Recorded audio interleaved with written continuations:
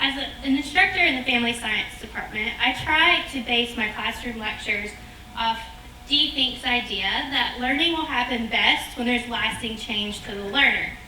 So in my class, I try to develop lasting change through the ability to apply classroom material to the students' everyday real-life experiences.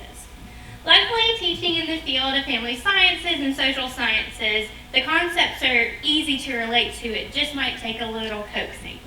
I'll give you an example. In my classes, I always try to incorporate a meme, a pop culture reference, or I leave time for student stories that they get to think of prior to class as a reading assignment to help them relate to the material. Out of all these things that I do, it's almost always the pop culture reference that gets the students talking the most, and it's the thing that they say helps them retain the material best. I've got to be honest, I've had some of the most amazing conversations about what could be the dullest topic to an 18-year-old mind. Here's an example of a dull topic. Early in the semester, I cover fundamental developmental theories, such as behavioral theories like classical conditioning. I talk about Pavlov, who we're probably pretty familiar with. The bell rings and the food comes and the dog eats, and the bell rings and the food comes and the dog eats. And eventually, the bell rings and the dog's just salivating at the thought of eating.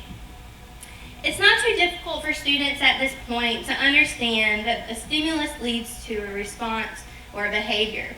But they have a really hard time not giving me cute stories about their pets and telling me about themselves. So, to make it more relatable, I show this clip from The Office. Reboot again. Anyway, do you want help?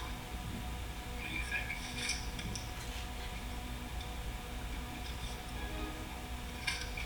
What?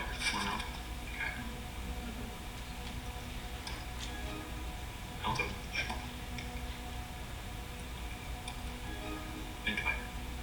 Incubator.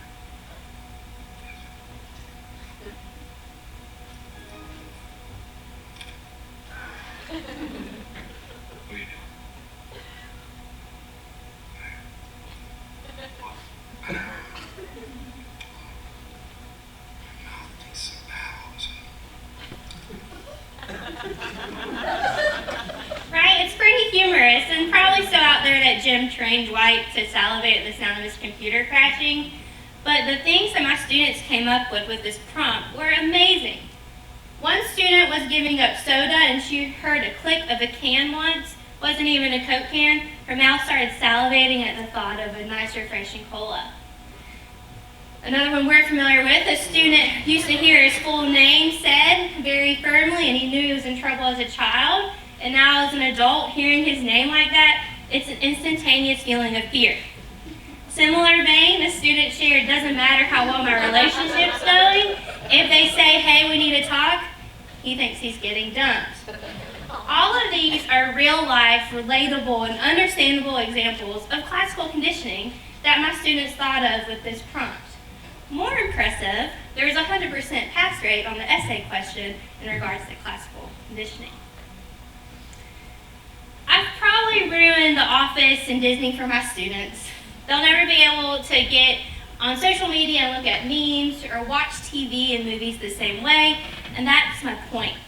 I want students to realize that applying class material goes beyond their 3 exams and their 1 major paper. It's about seeing where they fit in the world around them. It's about seeing how these concepts are working. Because I believe that seeing theory in context is what's going to bring true change to the learner.